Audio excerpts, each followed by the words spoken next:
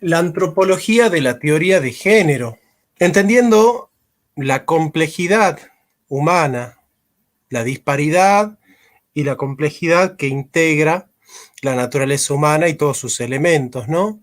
Bueno, la experiencia de la vida nos descubre la realidad del hombre como una unidad bio-psico espiritual social, en una complejidad dispar, es decir, todos los elementos que integran la dimensión humana no son iguales, no tienen el mismo funcionamiento, no tienen la misma operatividad, ¿cierto?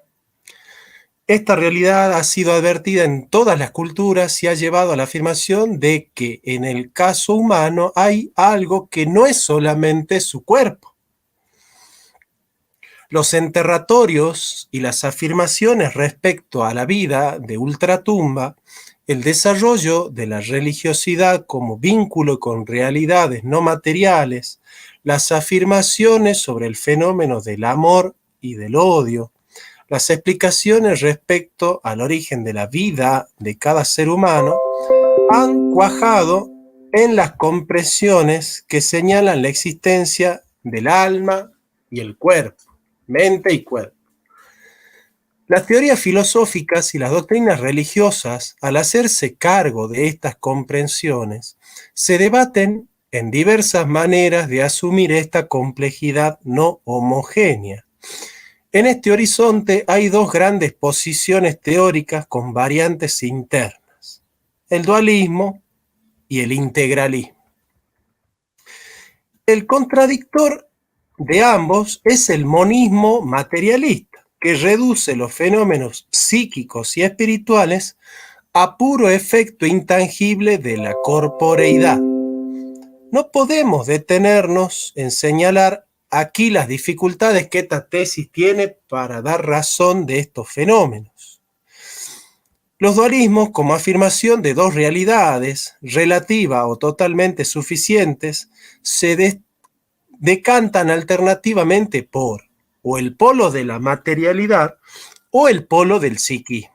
En el primer caso se acerca al monismo materialista, en el segundo caso afirma el yo del sujeto sin una total identidad con la materialidad corpórea. El integralismo, en cambio, sostiene que lo material y lo psíquico en su diversidad componen un único sujeto. Ciertamente, todo en el hombre es humano, todo corresponde a la hominidad. Somos un uno sustantivo, pero complejo, con una complejidad que tiene disparidades, pero todo lo humano puede predicarse en unidad al único sujeto. Podríamos formularlos el siguiente test. ¿A qué teoría responden las siguientes proposiciones? Yo toco, la mano toca. Yo veo o el ojo ve. Yo soy de ojos marrones o yo tengo ojos marrones. En las primeras variantes estas, ¿sí?, el sujeto se identifica con lo que hace y se identifica con lo que es. ¿Sí? O sea, todas las propiedades que hay en su cuerpo son propiedades del sujeto, no son propiedades de algo que el sujeto tiene, sino propiedades que el sujeto es. Cuál proposición se sostenga depende de cómo se vincule yo y cuerpo, con qué tipo de verbos se unan sujeto y predicado. Yo soy cuerpo o yo tengo cuerpo. El dualismo, que identifica el yo suficiente con el psiquismo, puede sentirse expresado con la proposición yo tengo cuerpo.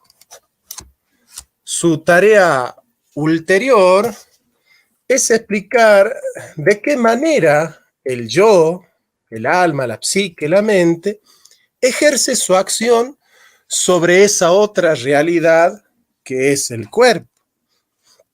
Básicamente hay una relación que indica una relativa continuidad dinámica, más o menos íntima, más o menos pacífica o conflictiva. Estamos hablando de las relaciones entre el cuerpo y el alma, el yo psíquico y el yo corporal. Entendiendo, por ejemplo, que el dualismo cartesiano, el dualismo de las meditaciones metafísicas, va a sucumbir, ¿no es cierto?, ante el psiquismo dualista, suponiendo que el hombre es una cosa que piensa y que esa cosa que piensa tiene un cuerpo. El hombre tiene un cuerpo, pero no es un cuerpo, ¿no?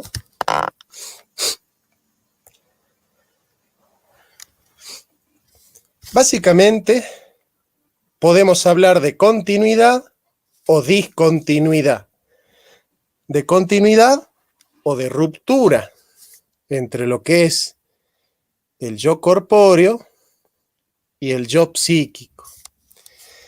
Mi cuerpo está en la categoría de mis propiedades, más cercana a mi yo que la ropa que porto, pero no idéntica conmigo.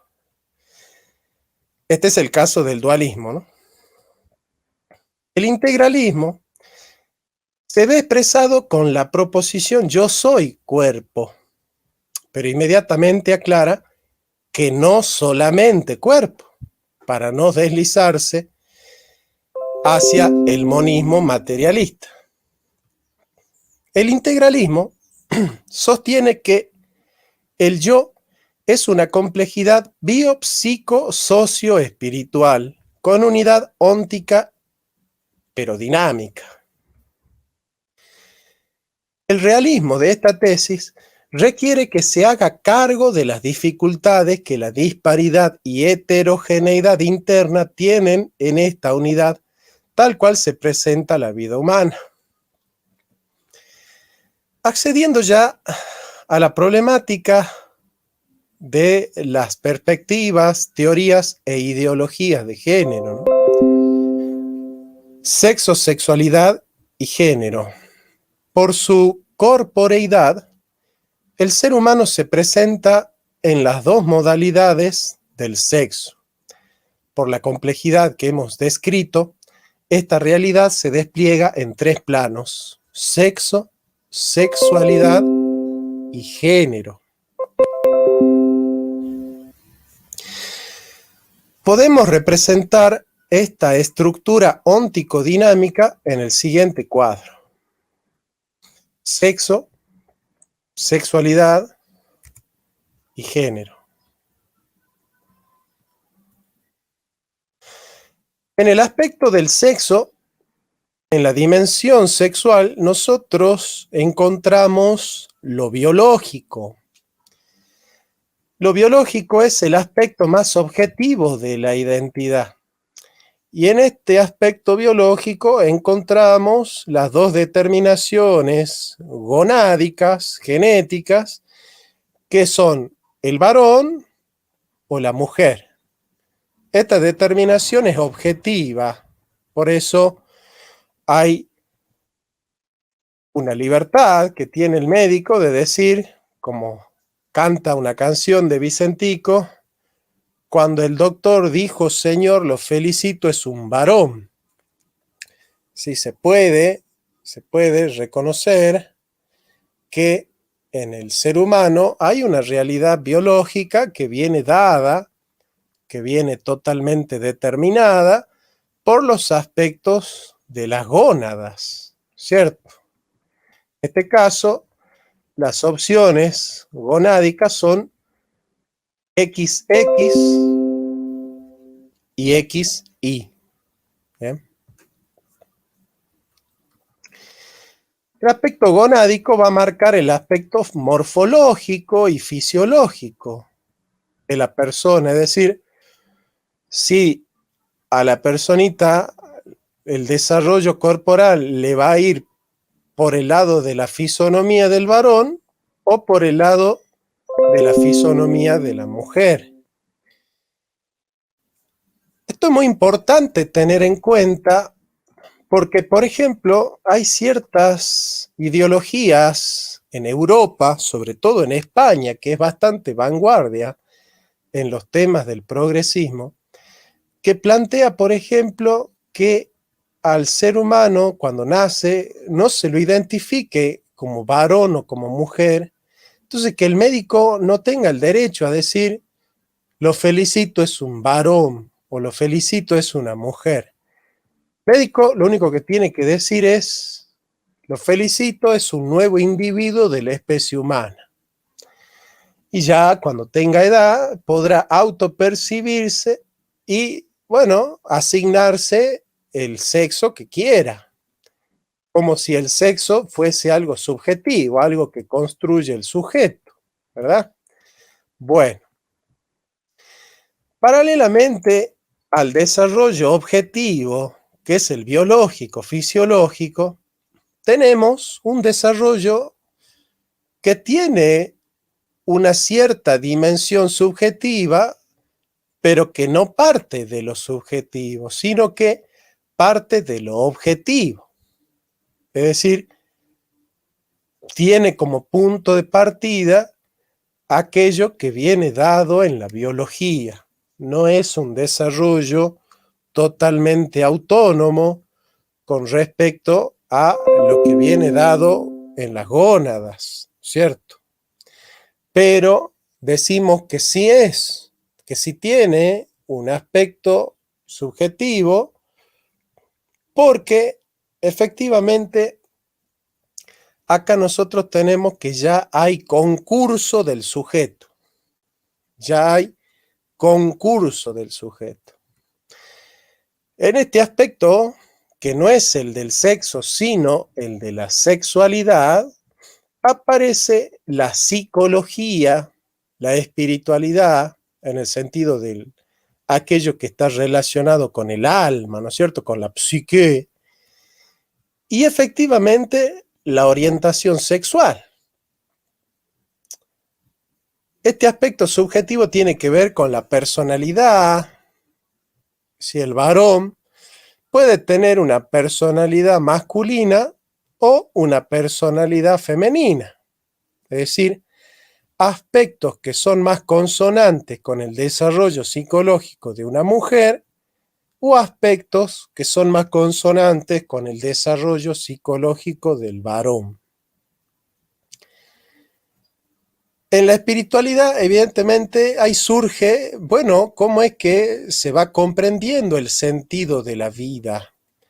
Hay que entender que por más que en la subjetividad el varón desarrolle personalidad femenina, bueno, no es una mujer, porque una cosa son las conductas sexuales, que son aquellas en las cuales aparece una identidad psicológica, una identidad emocional o perceptiva, y otra cosa son las conductas sexuadas, ¿sí? O sea, conductas sexuadas son aquellas que vienen dadas por lo corpóreo, ¿sí? O sea, el varón siempre va a tener conductas sexuadas varoniles. Va a desarrollar, si se da cáncer de próstata, y no va a tener cáncer de ovario ni de útero, va a soñar como varón, va a hacer metástasis como varón, va, ¿no es cierto?, a hacer metabolismo como varón. Todo eso va a funcionar como un varón. Esas son las conductas sexuadas. En cambio, las conductas sexuales son aquellas en las que interviene más lo genital. Acá ya entra el concurso de la voluntad. En las conductas sexuadas son actos del hombre. Las conductas sexuales son actos humanos, donde ya interviene el concurso de la voluntad. Y bueno, ahí surge la autocomprensión en referencia a lo biológico por un lado, lo social por el otro lado. Es decir, cómo surge el yo a partir de una relación con el no yo, como diría el querido Schelling. Ahí surge entonces la comprensión, la asimilación, la representación que él tiene de su propia corporeidad.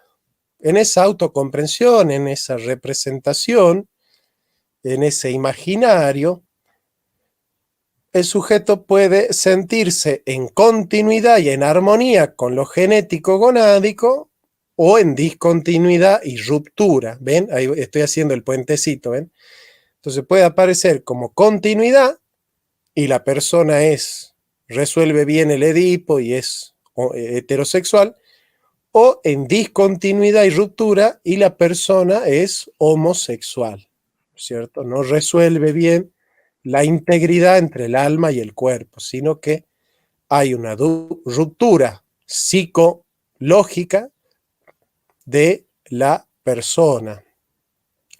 Bueno, en la psicología interviene en el autoestima, cómo es que se quiere, cómo es que se acepta, las emociones, las voliciones referenciales y las conductas de relaciones sexuadas, que son las fisiológicas, y las sexuales, que son las más genitales, digamos, ¿no?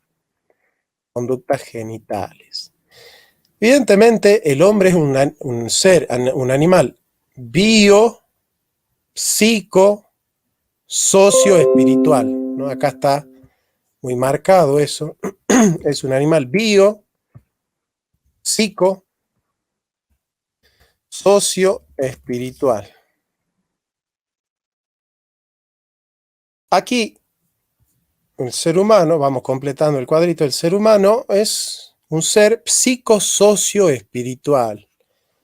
Es espiritual porque el ser humano nace abierto a la trascendencia, es decir, todas las culturas tienen religiones, y es un ser humano abierto a la comunidad. Es un ser abierto a la comunidad. Este aspecto no es el subjetivo, sino el intersubjetivo. ¿Qué significa intersubjetivo? Entre sujetos, entre distintos sujetos. Ahí surge el yo social, ahí interviene la cultura, los papeles, es decir, los roles y estatus, a decir de Bourdieu, ¿cierto? Que ya no tienen que ver con la personalidad masculina o femenina, sino con la feminidad y la masculinidad social.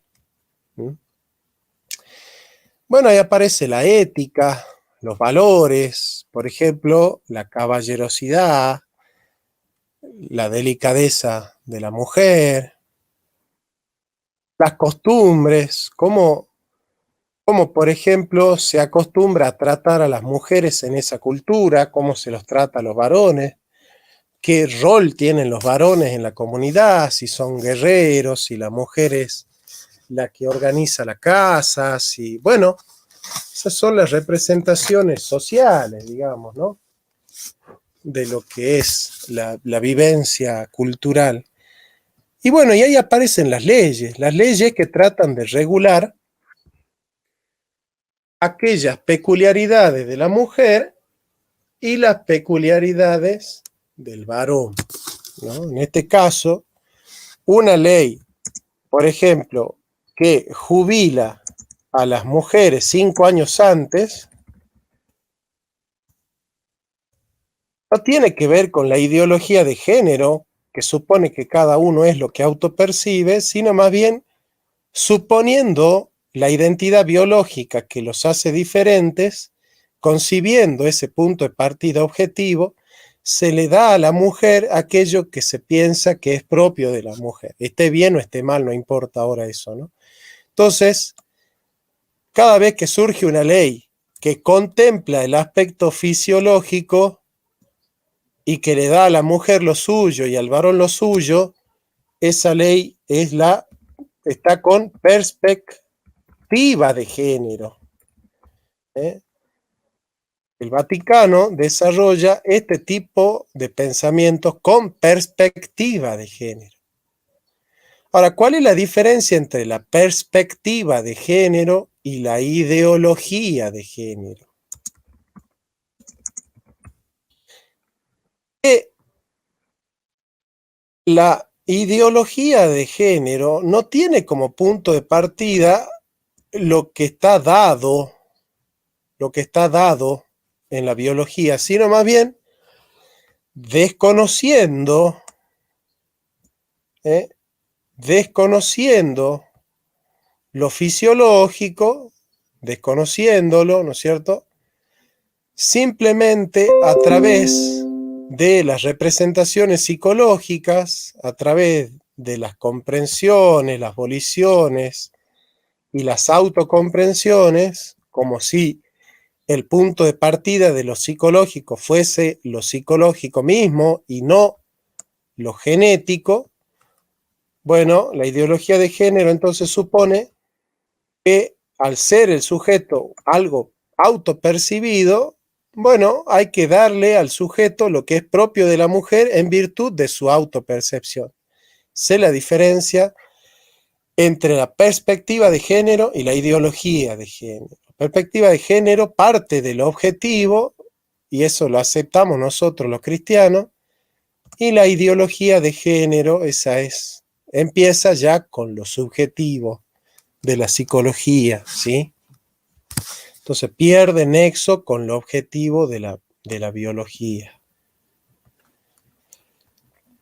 ¿Qué vamos a sostener nosotros? Que las leyes, si se basan solamente en lo fisiológico, desconociendo el autoestima, las emociones y las voliciones, bueno, la persona que dice en lo cultural solo vale lo gonádico y nada más, bueno, esa persona que tiene ese tipo de pensamiento, nosotros la podemos llamar un conservador de derecha. ¿Sí? Conservador de derecha, ¿sí? Conservador de derecha, ¿qué dice? Eh, solamente el orden natural, biológico, es lo necesario. Por eso ha caído la derecha en el biologicismo. ¿Qué va a decir la izquierda? La izquierda va a decir, las leyes solo deben reflejar las emociones y voliciones internas, que en definitiva vienen de un constructo social. Vienen de un constructo social. Entonces, no hay que esperar de las leyes algo biológico, porque lo biológico es una construcción de la cultura, es un dispositivo cultural. Entonces, basándonos solamente en el aspecto subjetivo, nosotros vamos a hacer leyes, ¿cierto? Entonces, esta referencialidad, ¿no es cierto? Esta referencialidad hace que la izquierda caiga en el culturalismo o en el psicologismo, ¿sí? Ahí cae la izquierda. La izquierda reconoce solo el aspecto subjetivo, que es el aspecto psicológico,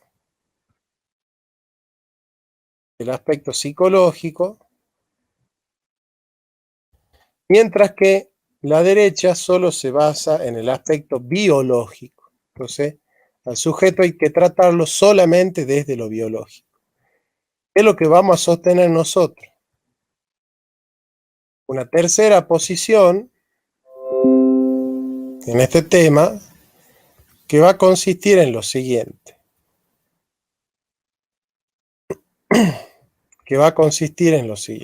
Es decir, cuando no está en juego la integridad de terceros y es posible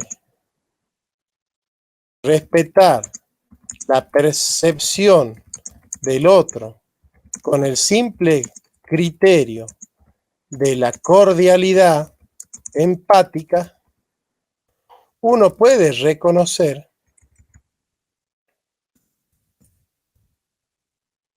el género autopercibido. ¿Por qué? Porque si la persona está vestida de mujer, se siente mujer, tiene una vida de mujer, aunque nosotros sabemos que es varón, tratarlo de varón de manera pública, por ejemplo, decirle, che, Carlitos, ¿cómo está tu próstata? Por ejemplo. O sea que muchos se estarán riendo del ejemplo, ¿no? Bueno, esto, si se trata a la persona que es varón, pero se autopercibe como mujer, en nombre de la verdad, arrojándole la verdad en el rostro para dañar, nosotros esta postura la rechazamos porque decimos que es la verdad sin amor. Ahora, en ciertas realidades es necesario tener en cuenta lo biológico. ¿Cuándo? En deportes, en leyes que tienen que ver con el sistema jubilatorio, en temas que tienen que ver con el sistema penal, en temas que tienen que ver con la redistribución de roles en la sociedad. Bien. Entonces vamos a decir que en general la autopercepción está dada al respeto y a la cordialidad disidente. ¿Para qué la cordialidad disidente? Que yo disiento, pero con cordialidad. No estoy de acuerdo con tu autopercepción, pero te respeto como persona. Esa es la cordialidad disidente. Lo contrario es la disidencia discordante y conflictiva. ¿Sí? Entonces, en general, la autopercepción está dada ¿a qué? Al recogimiento moral del que debe predicar la verdad.